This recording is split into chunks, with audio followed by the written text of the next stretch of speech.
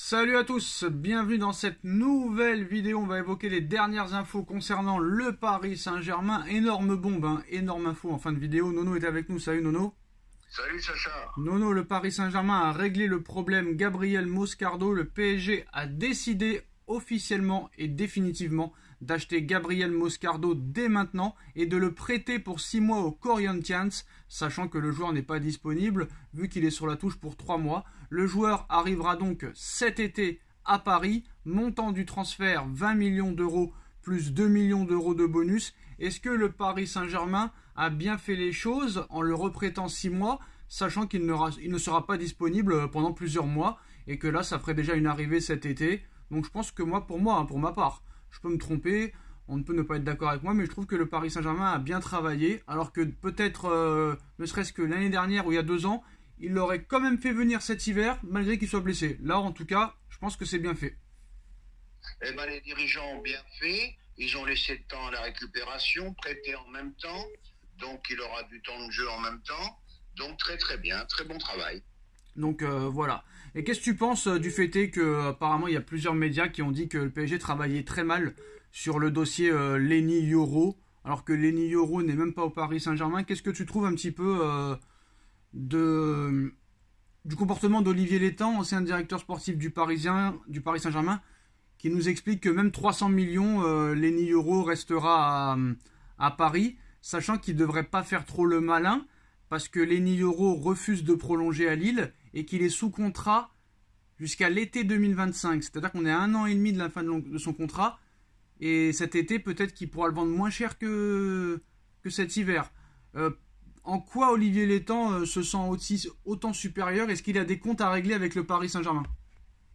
Olivier Létang, ancien du PSG, donc ça veut dire ce que ça veut dire. Il est comme les autres, Olivier Létang. S'il a une proposition, s'il a un chécos de 50 millions sur la table, il dira au revoir à son défenseur et merci au PSG. Il a dit peu importe le prix, on ne le laissera pas partir cet hiver. Oui, d'accord, bien sûr, langue de bois, 50 sur la table, moi je te dis, il est au PSG à la fin du mercato. Lille voudrait au moins 60 millions. Ah, jamais de la vie, il ne faut pas exagérer, 50 millions, 18 ans, une belle promesse, c'est bien payé déjà. Bon, c'est mieux d'acheter Maguire 95. Hein. Oui, tu me diras, oui, ça je suis d'accord. Alors, honnêtement, Nono, la question qu'il faut se poser, c'est si Lenny Yoro ne vient pas cet hiver, ça veut dire que Paris ne le voulait pas absolument cet hiver. Parce que si Paris le veut cet hiver, Paris là, a juste à dégainer l'argent. Vu que tout le monde est d'accord, il parle déjà avec des joueurs du PSG. On nous expliquait qu'il n'y aurait pas de problème financier entre Lille et Paris jusqu'à ce qu'Olivier Létang la ramène. S'il vient pas cet hiver, ça veut dire que le Paris Saint-Germain l'aura pas voulu cet hiver. Tu verras, Lille, si leurs joueurs commencent à leur Non, faire mais c'est une question, Nono. S'il vient pas cet hiver, ça veut dire que Paris ne l'aura pas voulu cet hiver. C'est pas que Paris l'aura pas voulu cet hiver, c'est qu'Olivier Létang fait un peu. Non, mais Létang, c'est pas celui qui décide. Létang, c'est le directeur sportif, c'est pas le propriétaire du Paris Saint-Germain.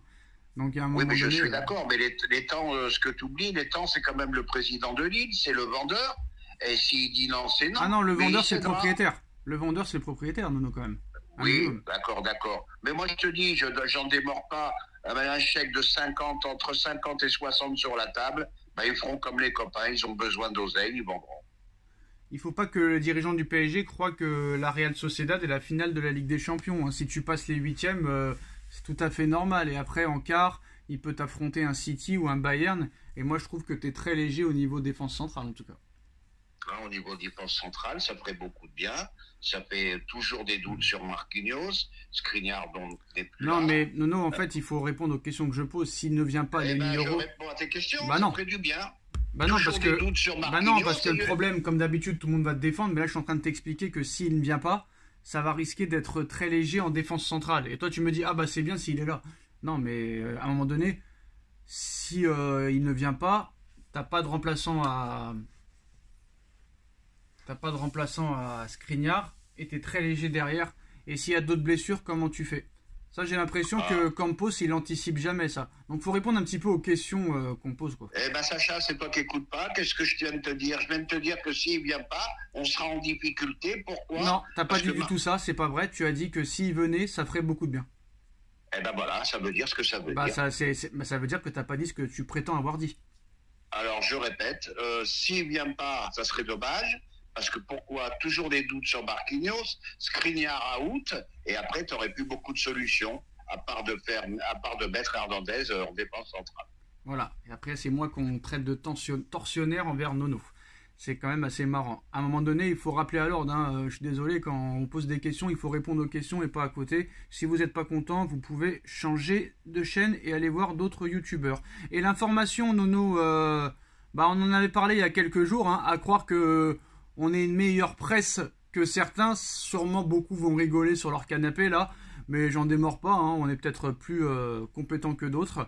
Mais selon Sport, Florentino Pérez aurait décidé de se séparer de Vinicius Junior cet été.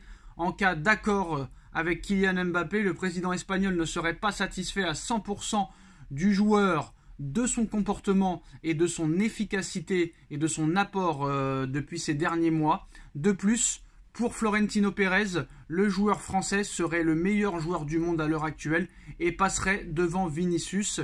Et on sait que Manchester United est prêt à faire une très grosse offre de plus de 200 millions d'euros avec le nouvel investisseur Jim Ratcliffe. Est-ce que tu crois à cette info comme quoi Pérez pourrait se séparer de Vinicius pour faire de la place à Mbappé et surtout faire une offre plus conséquente que celle actuelle, qui ne peut pas rivaliser avec celle du Paris Saint-Germain, sachant que le PSG aurait autorisé officiellement Mbappé à faire les JO, ce qui ne sera peut-être pas le cas de Pérez, sûrement pas, même voire impossible. Et en plus de ça, on va pas revenir sur les gros avantages qu'il a à Paris, dont le Real ne peut pas rivaliser. Est-ce que Vinicius serait la clé pour l'arrivée de Mbappé au Real? Eh ben moi, je trouve que c'est une info très fiable. Déjà, je me demandais, est-ce qu'il y a la place pour les deux en même temps, Vinicius et Mbappé? Donc, je disais point d'interrogation. Voilà, il peut. Et j'avais dit, rappelle-toi, dans une précédente vidéo, pardon, j'avais dit qu'une très très belle offre, on avait parlé de 250 millions la dernière fois. Et ben, j'avais dit, Pérez, il peut tendre l'oreille. Et ben, moi, je trouve ça tout à fait, tout ça, je trouve ça cohérent. Bah à l'époque, Nono, peut-être qu'on aurait pu dire que c'est vrai qu'il n'y a pas de place pour les deux, sachant qu'ils jouent sur le même couloir. Mais maintenant, depuis que Luis Enrique l'a replacé dans l'axe, sachant que Mbappé ne défend pas sur le côté alors que Vinicius défend énormément, parce que Vinicius marque pas beaucoup de buts, mais c'est un peu le même style que Dembélé, en peut-être un peu plus fort. Vinicius ne marque pas beaucoup, mais apporte beaucoup au niveau défensif, niveau dribble, niveau vitesse, niveau solution offensif. Mais sachant que maintenant Mbappé depuis plusieurs mois a été replacé dans l'axe, ce n'est plus la même chose. Donc on peut penser peut-être qu'il y a de la place pour Mbappé maintenant qu'il est dans le numéro 9 et qu'il pourrait peut-être jouer numéro 9 au Real aux côtés de Vinicius et Rodrigo et peut-être Hendrick qui serait en remplaçant. Ah bah moi, on m'a toujours dit que les grands joueurs pouvaient jouer ensemble. Bon, ben maintenant, comme je l'ai dit et je le répète... Non mais c'est pas une question de jouer ensemble ou pas. C'est qu'à l'époque, Mbappé était sur le côté gauche et il n'y avait pas de débat. Et Vinicius, c'est pareil. Sauf que là, maintenant, Mbappé a été replacé numéro 9. Donc, il pourrait peut-être aussi jouer numéro 9. Sachant que Vinicius ne marque pas beaucoup de buts. Ça l'empêchera pas et ça ne le dérangera pas de donner des caviars à Mbappé. Vu que c'est pas le stat pour... les stats ne comptent pas pour Vinicius. Vu que Rosselló, même lui, a marqué plus de buts que Vinicius cette année. Eh ben là-dessus, je suis absolument d'accord sur ta description. Mais moi, je maintiens tout le Real de Madrid qu'il est, tout Pérez qu'il est. Demain... Manchester United avec le nouveau propriétaire envoie 200, 250, ce qui serait le plus gros transfert qui a jamais été fait, ça dépasserait même Neymar. Et ben tout Pérez qu'il est, ben il tend l'oreille et ça peut se faire. Oui, mais ça je suis d'accord avec toi, Nono, mais encore une fois tu t'éloignes du sujet. À l'époque, par exemple l'été dernier, on savait qu'il n'y avait pas la place pour Mbappé et Vinicius vu qu'ils jouaient sur le même flanc gauche. Eh ben ça on l'a dit, sachant que maintenant, une chose n'empêche pas l'autre. Oui mais ça y est, maintenant tu as déclaré ta chose. Donc maintenant il faut répondre à l'autre question. Maintenant que Mbappé a été replacé numéro 9, il y a de la place pour les deux sur le terrain. Et il y a de la place pour les deux, ce qui n'empêche pas qu'il peut y avoir une proposition. Non mais on a compris, non mais on comprend le français. On a compris que ça pouvait se faire. On parle de terrain. On parle de jeu, à un moment donné, il faut être concentré. Mais on a compris que Pérez va tendre l'oreille si le Manchester offre 200 millions d'euros. Mais là, je te demande pas.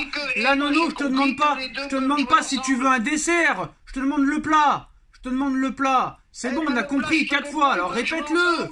Oh bah alors là, quelle indécence, Sacha, envers Nono, qu'il pourrait être ton grand-père ou ton père. Quel manque de respect, mais là je suis désolé, c'est Nono qui me manque de respect.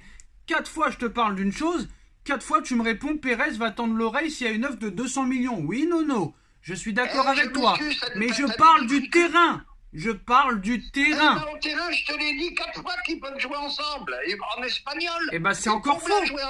C'est encore faux, Nono, parce que 3 fois je te pose la question et 4 fois tu me réponds, j'en démords pas. Si Manchester offre 200 millions, Pérez tend l'oreille. Donc je ne terminerai pas la vidéo tant que je n'aurai pas ma réponse. Nono, il y a 6 mois, bah c'est sûr et certain que c'était impossible de les voir jouer les deux dans le même 11, sachant que Vinicius et Mbappé, bah, leur poste de prédilection, c'est le côté gauche. Sachant maintenant que depuis plusieurs mois, Enrique a replacé Mbappé dans l'axe et qu'en plus ça marche, il y a la place pour les trois. Et comme Vinicius ne marque pas beaucoup de buts et que lui ne pense pas forcément à marquer à tous les matchs, Vinicius n'aura aucun problème à donner des caviars à Mbappé. Il ne cherche pas autant la gloire que Mbappé. Donc là, Nono, c'est plus la même chanson. Mbappé numéro 9, Rodrigo à droite, Vinicius à gauche. Là, c'est fort possible et il y a de la place pour Mbappé. Tout à fait. Voilà, donc c'est juste ça en fait. Il y a juste ça comme réponse. Tout à fait. Tout à fait. Et Nono, une dernière fois quand même, est-ce que Pérez va tendre l'oreille? Eh bien Pérez, je ne te répondrai pas à ce sujet. C'est de l'humour noir. J'espère quand même qu'il attendra pour lui. En tout cas, Nono, dites-nous en commentaire ce que vous en pensez. On like, on partage, on commente, on s'abonne. Et on se retrouve très vite pour une nouvelle vidéo. Tchuss.